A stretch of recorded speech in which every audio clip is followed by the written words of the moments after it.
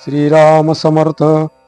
सद्गुरु श्री ब्रह्मचैतन्य गोंदवलेकर महाराज यांचे प्रवचन दिनांक 18 जानेवारी. नाम निष्ठेने घ्यावे.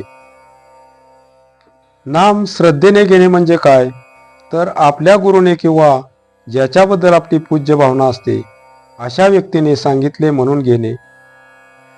अशा श्रद्धेने नाम घेणाऱ्याच्या मनात शंका येत नाही. ही स्थिती फार भाग्याची, पण तितकीच दुर्मिळ. निष्ठेने नाम घेणे म्हणजे शंकारहित नाम घेणे. शंका अनेक तऱ्हेचे असतात. नाम घेताना भगवंताकडे लक्ष नसले तर त्या नामाचा उपयोग आहे की नाही, नाम घेताना बैठक कोणती असावी, दृष्टी कशी असावी, सुचिरभूतपणेच नाम घ्यावे किंवा कसे, अशा तऱ्हेच्या अनेक शंका मनात येतात. थोडक्यात असे म्हणता येईल की आपण जे नाम घेतो ते भगवंतापर्यंत पोचते की नाही, ह्या एका शंकेत सर्व शंकांचा समावेश होतो. भगवंत आणि त्याचे नाम एकरूपच असल्याने त्या दोहोच्या आड काहीच येऊ शकत नाही. एखाद्या व्यक्तीच्या पाठीमागून आपण चाललो असताना आपल्या तोंडूनच त्याचे नाव जर उच्चारले गेले तर तो लगेच मागे वळून बघतो. ही जर मनुष्याची स्थिती, तर भगवंताच्या बाबतीत त्याचे नाव त्याच्यापर्यंत पोचत नाही हे कसे शक्य आहे? खरे पाहिले तर भगवंताचे नाव त्याच्याच कृपेने आपल्या मुखात येते, म्हणजे त्याचे नाव तोच घेत असतो. मग नाम भगवंतापर्यंत पोचते की नाही ह्या शंकेला वावच कुठे राहिला. समजा दोन माणसे जेवायला बसली, त्यातल्या एकाच्या मनात काही विचार गोळत असून त्याचे जेवणाकडे लक्ष नव्हते, पण हाताने तो तोंडात एक एक घास घालण्याचे काम चालू होते. दुसरा इसम मात्र लक्षपूर्वक जेवण करीत होता. दोघेही जेवून उठले, ह्यात उपाशी कोण राहिला?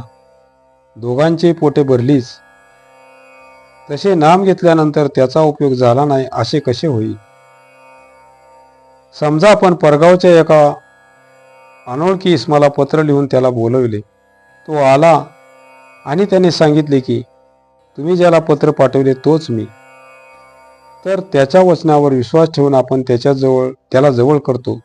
तसे भगवंताने सांगितले आहे की जेथे माझे नाम तेथे मी पुरुषोत्तम. तर मग या वचनावर विश्वास ठेवून नाम घ्यावे आणि त्यातच त्याला पाहावे. असे का करता येऊ नये? हीच खरी श्रद्धा.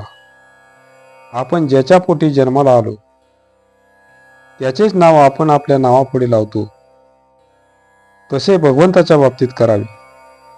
त्याचेच नावाने जगावे.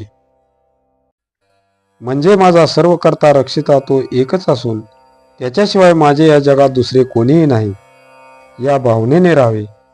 असा जो भगवंताचा होतो त्याचे महत्त्व भगवंत स्वतःपेक्षाही जास्त वाढवतो. आजचे बोधवचन: नामाने भगवंताची प्राप्ती होणार ही खात्री असावी. अशा नामालाच निष्ठेचे नाम असे म्हणतात. जानकी जीवन स्मरण जय जय राम. श्रीराम जय राम जय जय राम.